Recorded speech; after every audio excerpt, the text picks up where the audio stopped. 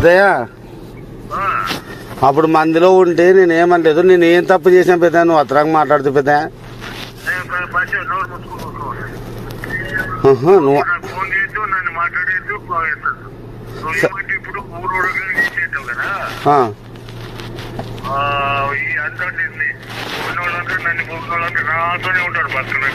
ఉండలే తాత, నేను కాదండి, నేనేమన్నా నీకు తప్పు చేసినా తాత.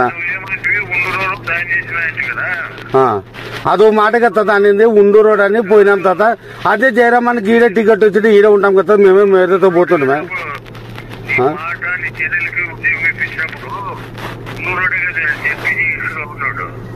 నేను అవన్నీ అనలేదు తాత. నేను మీకేం గౌరవం ఇలేదు తాత, మీ గౌరవం ఇవ్వకుండా నేను మాట్లాడింటే నువ్వు ఆ మాట అనాలి తాత. ఉండు రోడ్ అయిన దానికి తిరుగుతున్నాం తాత, అదే వైసీపీలోనే కదా తిరుగుతుండేది ఏంటి.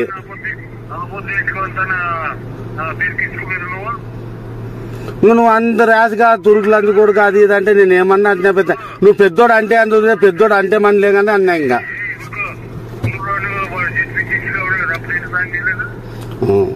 నేను ఆడికి నీకే నేను తాత,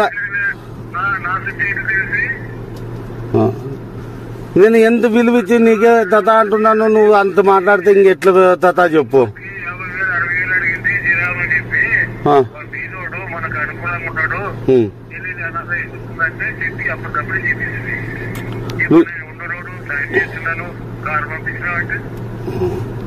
మీకేం చేయలేదా తాత, నువ్వు అట్లా అన్నాను, మాకేం చేస్తున్నాను నేను దానికి ఒప్పుకుంటా.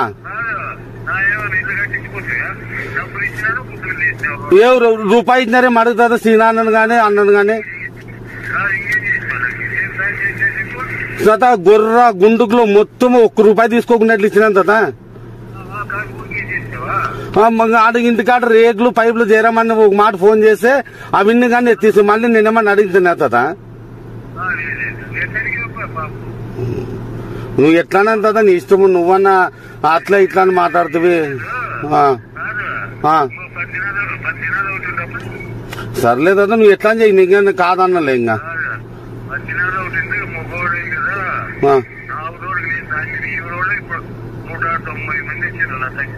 రాలే తాత, నేను కాదన్నా, మీ గురించి నేను ఏమన్నా మాట్లాడింటే తప్పగా ఏమన్నా అని అంటే గౌరవ నువ్వు ఎట్లాంటివి రాను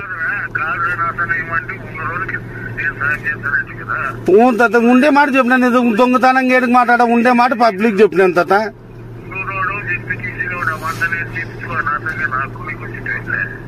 నువ్వు ఎట్లన్నా మాట్లాడప, నేనే కాదన్ను, నువ్వు పెద్దోడు, నేను విలువిచ్చి మాట్లాడుతున్నా తాత. నువ్వు ఇంకా అట్లా మాట్లాడితే నేనేం చేయలేను. ఇంకా సరేలే తాత, ఏం దానికేం తప్పు ఉంది చెప్పు. నువ్వు సరిగ్గా మాట్లాడుతా, ఆ మాట ఏమనొద్దు. ఇంకా రా తాత, ఏం తప్పు చేసింటే నువ్వు భయపడి దానికి ఏమన్నా తల వస్తాము. ఏమని తాత,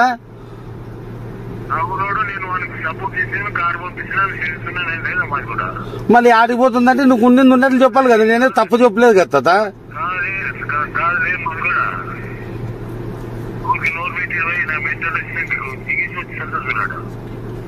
సర్లే తాత, నువ్వు ఎట్లా మాట్లాడు, నువ్వు పెద్దోడు, నేనేమన్ను, నేను అనలేదు కదా తాత. నేను అన్ను, నువ్వు పెద్దోడు, నువ్వు నేను ఎట్లా మాట్లాడతా తాత నిన్ను. తాత లేదు తాత, నువ్వు ఊరికి పోయినా, పెళ్లికి పోయినాను. యా వద్దులే తాత, నేను అవన్నీ చెప్తున్నా, నీకు గౌరవం ఇచ్చి మాట్లాడుతున్నా కదా తాత. ఏం వద్దులే, నేనే వస్తాను నీతోకి. సరేలే తాత.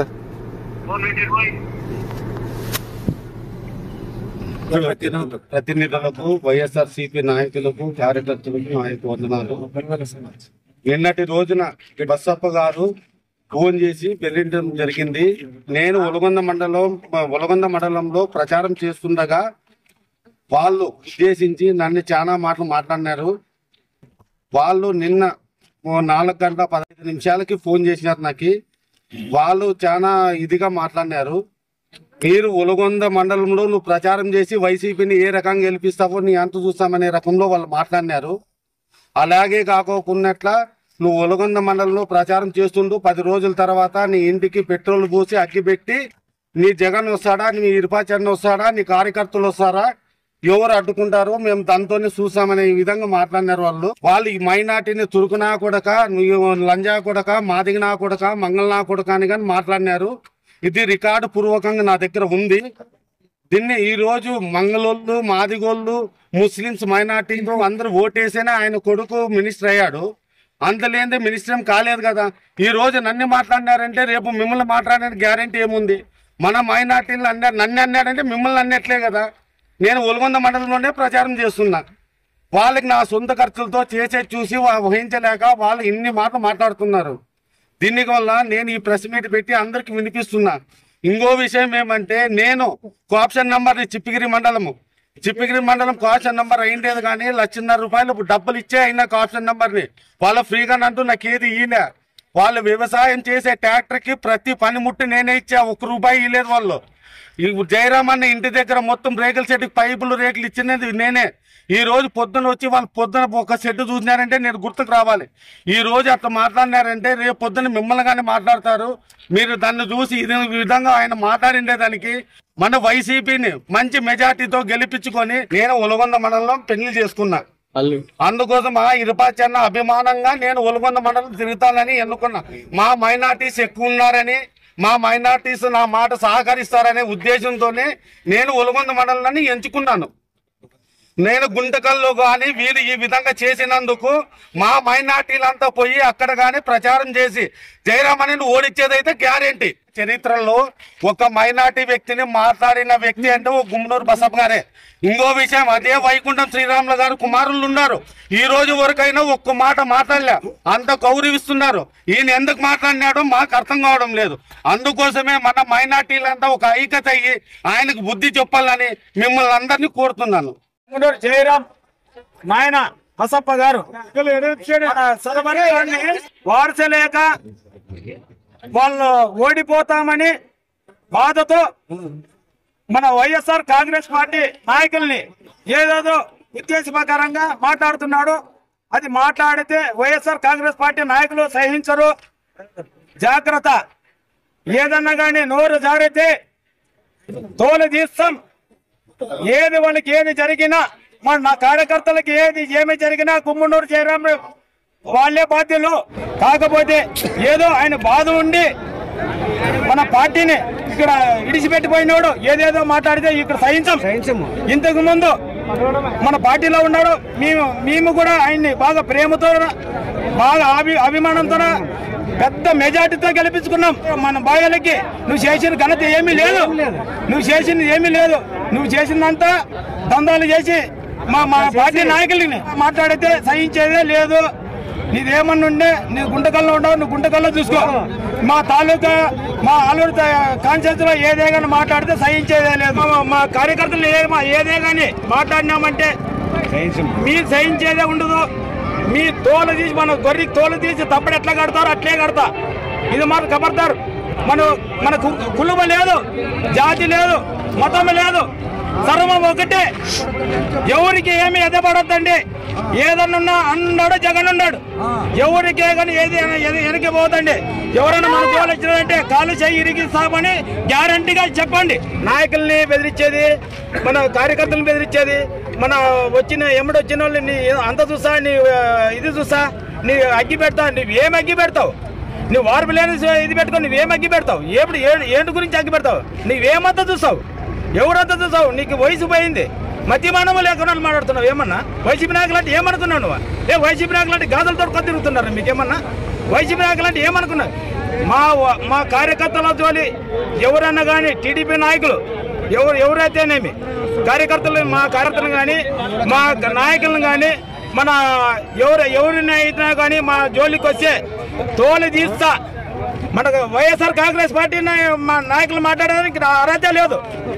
నువ్వు మాట్లాడినవాడు ఖబర్దార్. కండ్లు పెరిగి సిబిలికే చదవండి, మళ్ళీ చెప్తాం.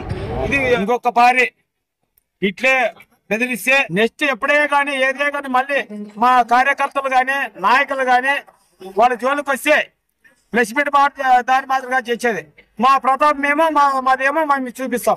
సర్వర్ ఖాన్ గారికి అంటే చిప్పిగిరి మండలం అయితే మన కాన్స్టిట్యూషన్ అది ఆయన వేరే కాడ నుంచి వచ్చి నీ మాదిరిగా ఆ కర్నూలు డిస్టిక్ ఇచ్చి అనంతపూర్ డిస్టిక్ ఏం పోలే. అటువంటి వ్యక్తిని నిన్ను నడుపుతాము, పొడుస్తాము, నీ ఇల్లు కాల్చేస్తామని తురుకోడ అనడం చాలా ఇది అశ్రద్ధంగా ఉంది. 2014, 2019 నీ కుమారుడైన జయరామన్నకు మా భుజాల మీద ఎత్తుకొని, ఈ తురుకోళ్ళు భుజాల మీద ఎత్తుకొని భారీ మెజార్టీ ఇచ్చినామా లేదా? ఈరోజు ఆయన్ని మా మండలానికి వచ్చి ప్రచారం చేస్తే ఆయన బెదిరించడం ఇది చాలా దారుణమని కూడా నేను తెలియజేస్తున్నాను. ఈ ఊరు ఒలగుంద అల్లుడు, ఆయన వేరే మంచి కూడా కాదు, ఒలగుంద అల్లుడే. మామూలుగా పార్టీకి ప్రచారానికి వచ్చినాడు, అయితే బెదిరించడం ఇది పెద్ద మనిషి అయ్యి ఇది చెప్పడం మంచిది కాదు. ఎందుకంటే 25 సంవత్సరాల నుంచి మా ఆలూరు నియోజకవర్గంలో టీడీపీ ఎప్పటికీ రాలేదు, ఇప్పుడు కూడా రాదని తెలిపిస్తున్నాను. నిరపక్షన్నకు ఈ మండలం నుంచే భారీ మెజార్టీ వస్తుందని అందరికీ తెలుసు. ఈరోజు ఎక్కడో పోటీ చేసి మాట అనడం మంచిది కాదని కూడా తెలియజేస్తున్నాను. వైఎస్ఆర్సీపీ మండల కన్వీనర్ షఫీవుల్లా. ఈ రోజు జయరాం వాళ్ళ నాయన గారు మమ్మల్ని తిట్టినారు కాబట్టి బాధాకరమైన విషయం ఏమనగా, మన తురుకోడ అంటే ఎవరు అప్ప సమ్ము కాదు, ఇది ఒక కులము. కులం అంటే వీళ్ళ ఇంటి నుంచి రెడీ అయి వచ్చిన కులము కాదు, ఎవరప్ప సమ్ము కాదు. అందుకనే ఒక తురుకోడ అనడం చాలా తప్పు. ఈ మాటకి అందుకనే ప్రజలందరూ ముందుగా క్షమాపణ అడగాలని కోరుతున్నాము. ఈ మాట రిపోర్ట్ అయితే ఇన్ని రోజులు చెప్పడము ఏరే, ఇక ఇప్పటి నుంచి చెప్పడం ఏరే.